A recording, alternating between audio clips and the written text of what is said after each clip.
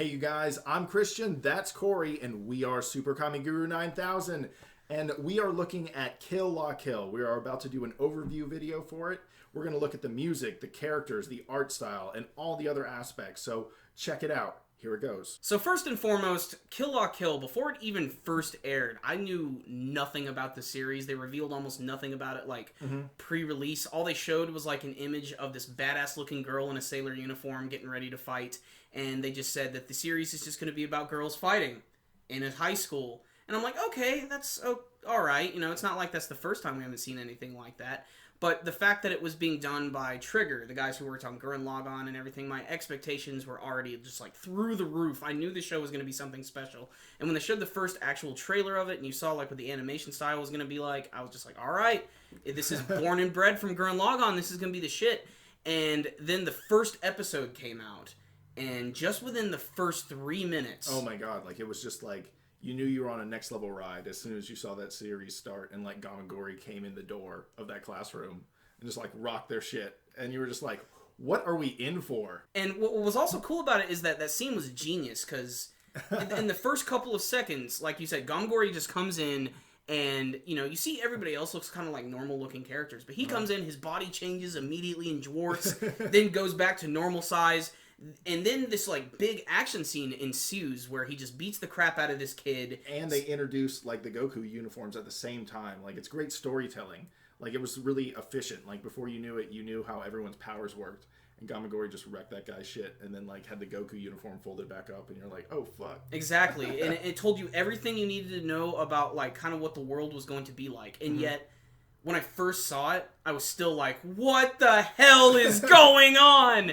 And then I kept rewatching it over and over and over, and it's a genius scene because, again, it gives you the concept of the series, and it also shows you this is what this show is going to be like, this is what the animation is going to do, it's going to be unrestricted and do what it wants to do, and the art style is going to be amazing. And that's obviously, I think, the highlight of the series is the animation, which I'd say throughout the whole course of the series was really clean and really just imaginative and awesome.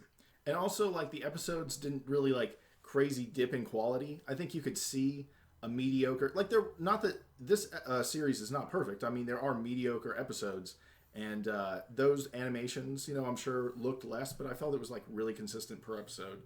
But, like 95% of the time, you're going to get the most quality stuff you see in animation right now. And, I mean, even when the scenes were, like, I guess you could say, like, not even, like, up to snuff or even the best... And there were even scenes in Kill La Kill that fell to the trope of what every anime does, which is they have to save on the budget. There's going to be scenes where characters are not moving and just their mouth are. There's going to be scenes where a big action scene takes place, and instead of actually animating the big sequence, they'll just show you a big art panel of it where it's like really detailed, like where the Elite Four are jumping up, and it's just, you know, stop in mid-motion. And it looks really awesome, though, and that's the thing. Just zoom in on it. The animation sort of goes hand in hand with the artwork. They sort of worked perfectly with each other because they're just so ridiculous and unrestrictive. Oh, yeah, it's almost kind of like the art style works to characters' advantages. Like, maybe there are less powerful characters, but then all of a sudden they can kind of, like, break the art style rules and, like, become giant and, like, scream at someone. So it, like, really works for the storytelling as well. Like, it's very strategic. They knew what they were doing with all those, like, explosions and, like, that studio that makes Gurren Lagann is just so quality. Like, everything they make is really great. And I know what you mean. Like, there are little sequences, you know, there are massive sequences in the show, like, that are big and over the top. But even when you look in the background of stuff, you'll see that it's, like, affecting everything around. And it's, like, there's a lot of meticulous detail they go through. And obviously, the animation is the highlight, but it just also happens to be backed by some amazing characters, which are really stand out because when the first episode aired and when I saw some of the pre-release stuff, I was really scared that the show was going to fall into, like, fan service territory to, like, a really big degree.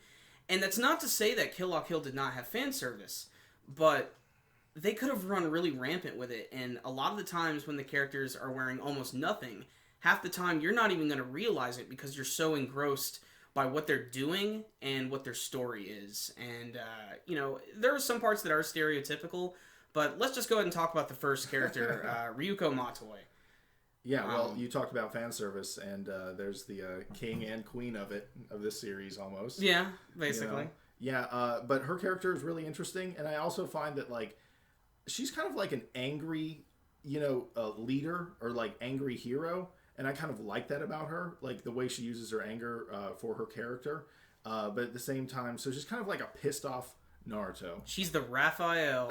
She's the Raphael of the series, basically. Exactly. She's the green Powerpuff Girl. But like, I like how her story evolved though, because when it first started out, it almost seemed a little too stereotypical. The whole, revenge story, get revenge from my dad. And then as it went on, it really, grew from there. And of course, the whole message of the show can be seen as kind of cheesy as well. Just, the reliance on your friends and stuff. We've seen that stuff before. It's nothing that crazy. Power of friendship strikes again. But overall, I like the fact that Ryuko was a really strong female character, and she didn't really fall into any, like, annoying tropes. She wasn't an annoying character. I rooted for her throughout the course of the entire series. I wanted to, like, see her, like, fulfill her entire mission. And you got to see that even as the whole series went on, she actually grew as a character as well. She did change quite a bit. If you look at her character from the first episode and look at it at the end, it really is kind of night and day. But I think the thing that makes Ryuko the most interesting character is easily her sidekick Mako, who I think is probably, aside from the action, I think the highlight of the series. Yeah, that's the best thing. The action is so good, but at the same time, it's not the best part of the series. And I think that character really brings that to account because she just is like an explosion of animation everywhere she goes. It's very interesting.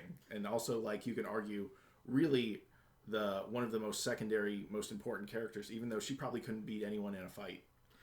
I think she could probably take some people in a fight. We saw in the show, like, when she had her Goku uniform. Yes. She was pretty powerful in her own right. She's just a friggin' retard, but she's so lovable and hilarious. And, it's funny because she had like a whole sight gag where every single time she would do the hallelujah thing, and I'm like, the first time I saw that, I'm like, this is gonna get annoying really fast.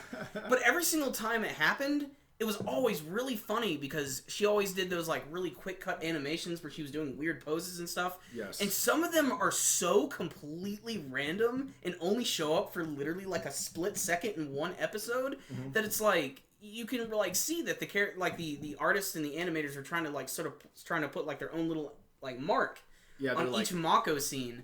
And that made me look forward to each one to see what she was going to do each time. And the fact that she was just such an incredible character for Ryuko's development. She's the one who sort of dragged her out of her shell and, and sort of changed her from the hardened badass chick she is to the lovable hardened badass chick. So I think like her color scheme or like her outfits was really something that they played with the whole series. And you even see that in the outro. There's just like raining different versions of her, And I also remember that one week when we were reviewing it, or you were reviewing it, and all of a sudden, all these thumbnails of her dressed as an alien in the schoolgirl outfit showed up. And I was like, what is that from? But that's just one of those random scenes where they show her, like, flipping through different animation styles. But again, that's, like, another theme of the show, though, is, like, the clothing. Oh, yeah, the clothing. And we'll get to that when we get to the story. But, yeah, you're right. Like, all the characters, their clothing consistently changes, and it gives them a lot of character. And, Mako, she's insane. Her family's also just... They're pretty much the same exact thing, just like even crazier, if that even makes any sense. And I thought they were characters too that were like they were going to be sort of like one shots. They weren't going to do anything. They were going to have like their one joke, and they even had like their own episode devoted entirely to them. But I never imagined that they would stick around even till the final battle, and like they were even helping out. Like, oh yeah, they were just as important the whole time. No characters lose importance. You don't go Super Saiyan in this episode or in this series, and then everyone that was cool goes away. Like that doesn't happen in this series. But otherwise, those are like the main heroes of the show, and I think that Ryuko and Mako are one of the best duos I've ever seen. I wouldn't be shocked to see if there's like a spin-off involving Mako in the future because she's been like such she's been a huge character for people. Everybody loves Mako, but we got to have some adversaries, and the series actually has a lot. It was almost like the basis of the first half of the show. Everyone was an enemy until they became a friend. It's the power of friendship. Well, I mean, like, obviously all of the weird students, they can do anything, like, because they're sort of parroting the whole, like, school genre and the clubs and everything. The boxing club. Exactly. There's the sewing club, the freaking archery club, the tennis club, and the fight club. And they managed to make all of them very, very unique. But the standouts, of course, are the Elite Four. Yes. Who are just so incredible. Yeah. I think, honestly, they were my favorite part of the whole series. And they had the most changes in terms of powers, in terms of wardrobe. They had 3 or 4 different suits, each of them. And they all got a lot of really crazy scenes. They all had a ton of fighting. And there were also characters who sort of like started out one way and did sort of like grow as the series went on. They all had really interesting backstories, which they got in depth with. And they also were tied, very closely to Satsuki and her story. And Satsuki, of course... her support group. They made that pretty clear throughout the series. Like, everyone gets their own little support groups. I mean, they are, like, nastily dedicated to, like, everything Satsuki does. And I don't know, that just makes them really enduring characters. And they really stick out in my mind. But Satsuki, she's, like, the perfect antithesis to Ryuko in every way. They're pretty much the exact opposite. And that's obviously what makes the whole, like, series really important and what makes their clash such a big deal, especially when at the end they also have to come together. Even though I feel that Satsuki was slightly snubbed at the end of the season finale because Ryuko took all the thunder, but still... Yeah, she just transformed and disappeared. Didn't take her into space. Pretty much, but still I think Satsuki had her big moment too when, she saved her at the end when she was running, like, screaming naked and everything. I just thought that was really funny. Yeah, this series gets so comfortable with people being naked by the end. You're just like, whatever. You don't give a shit. You don't notice it anymore. You sit in anything for a month or two and you just won't notice it. And the last episode too, like those final scenes, it's just like a big, like, massive wave of naked people. Yeah, it's a big naked people pillow. Ironically, Nudist Beach are the guys who have the most clothing on at the end of the series. That's got to be planned out. I don't know what that was, but I just felt that was kind of ridiculous. I think that's kind of funny. And speaking of Nudist Beach... those are some guys who try really hard and fail just as hard. I mean... They were important in the beginning, though. They were really important, and they're very important to the story, especially, like, the whole life fiber thing, and, the fact that they were actually founded by Ryuko's father, and, they really are important. It's just, I was so disappointed in almost every, like, final, like, big battle scene at the end, whenever they got involved. They got a cool introduction, and that was it. Especially the character of Sumagu, the guy with the needle gun and the mohawk. He had a great introduction, and he seemed like he was going to be, like, such a hard-ass. The grown-up version from Peter Pan. But, like... every single time he, got in his, like, DTR mech and started to fight with people, he would be immediately taken out within, like, 2 seconds, and it always disappointed me. It was too far in the series. Everyone had second, Super Saiyan level suits at that point. So that's true, especially the Elite Four, because by the end of it, they've gone through, like, their 4th change in costume? Their Nudist Beach version. Freaking Sanagiyama, the swordsman, got a lightsaber. Yeah. That was pretty awesome. There were a lot of things, too, like, in the final couple episodes that reminded me of Gurren Lagann, like the scene where Ryuko took the scissors blades and she was cutting through the life fiber. And she was basically doing a big Giga drill break, and it was followed by the ship slamming into it right behind it. I didn't really see it all there, but I definitely just felt like whenever they go all out, and they always use their, like, super pencil-y drawing, I don't know how you call that. It's like a super bold artistic style. Whenever they do that with punches and stuff, it always just feels so Gurren Lagann. It does. Yeah. But I like that, though. I love when they do that. It always gives those scenes a lot of really big impact, and you can always just, like, feel that. But aside from the characters, the animation, the artwork, another thing that I think really made this series and something that's going to stick with people for a long time is that fucking infectious soundtrack. I will say, I'm not as good at remembering the names as you, when it comes to the names of the songs, but I will say the soundtrack really struck me as pretty awesome all throughout. Everyone's theme song was great. It, like, when it came on, you just felt it, like, in almost every situation. I mean, there were a lot of standouts, and I like that you mentioned that, because a lot of the characters did have, like, their own specific theme. The main soundtrack does, Yeah. The main intro, I always really liked that, but the things that I always caught the most is the one that everybody loved the most, which is, the song is called, I think, Before My Body Is Dry, and it's actually a song that's actually all in English. It's kind of erotic on a show that's all about, like, naked ladies fighting. Ironically, though, the whole song is actually about Ryuko and Senketsu and them having to, like, combine their abilities to work with each other. That's the Don't Lose Your Way song. That's the Don't Lose Your Way song? Yeah. That song is, everyone knows that song. Everybody, and before, like, there's a big transformation sequence, or before there's, like, a big action sequence where Ryuko is about to, like, finally win, they would always play that. And at first, like, and maybe that's the way it is for a lot of these shows, but there are some anime, like, I'll listen to music, I'm like, I don't care for that. But, like, when I first heard it in this one, I'm like, this is pretty good, it's okay. I don't think it's going to stick with me, though. But, like, by episode 10, every single time I heard, like, Don't Lose Your Way pop up, Like, I was like, yeah, this is gonna be awesome. Like, I got so into it, and I think that's a testament because it gave the whole series like a lot of atmosphere, and it got you pumped up for everything. And don't lose your way, man. So now that Kill La Kill is done, we have our final thoughts on the series. Do you have anything else you want to say like about it? Anything like that really stood out, or something you want to tell new fans about the series? Anything? Well, first thing, you don't always get a great series on episode 1, but I think Kill La Kill definitely breaks that tradition because if you just watch the first one, I promise you'll understand what it's all about. So just give yourself those 22 minutes and go try it out. I would recommend this to almost all my friends, except the ones that can't handle fan service.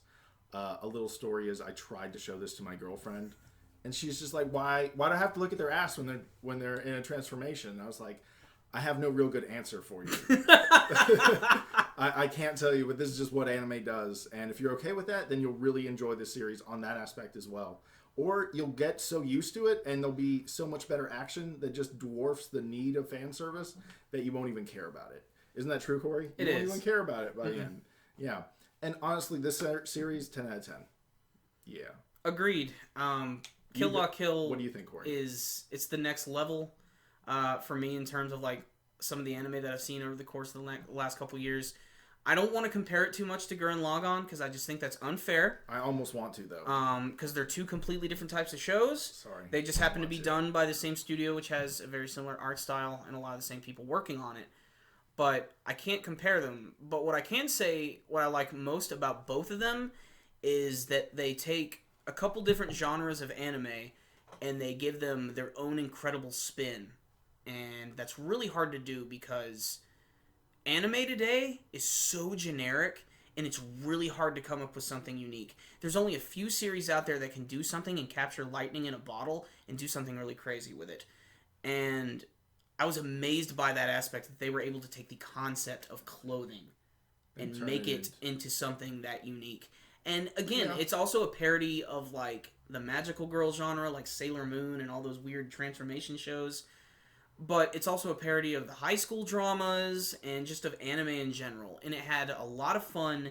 It's going to be one of the most memorable shows I'm ever going to see. And I loved the characters. I loved the animation.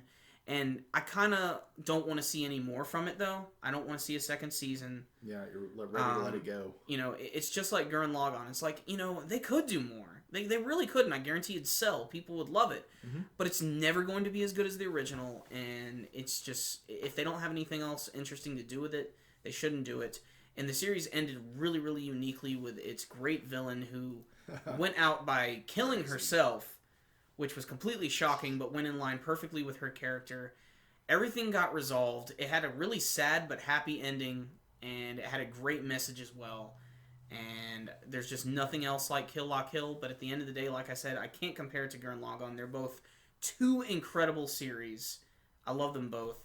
I hope that Trigger Animation does something really unique with their next series. I've seen what it is, and I'm kind of skeptical, to be perfectly honest, because it's based on an actual manga series, and I don't know what they're going to do with that. So it's sort of up in the air. But until I see the final product, I'll hold my reservations.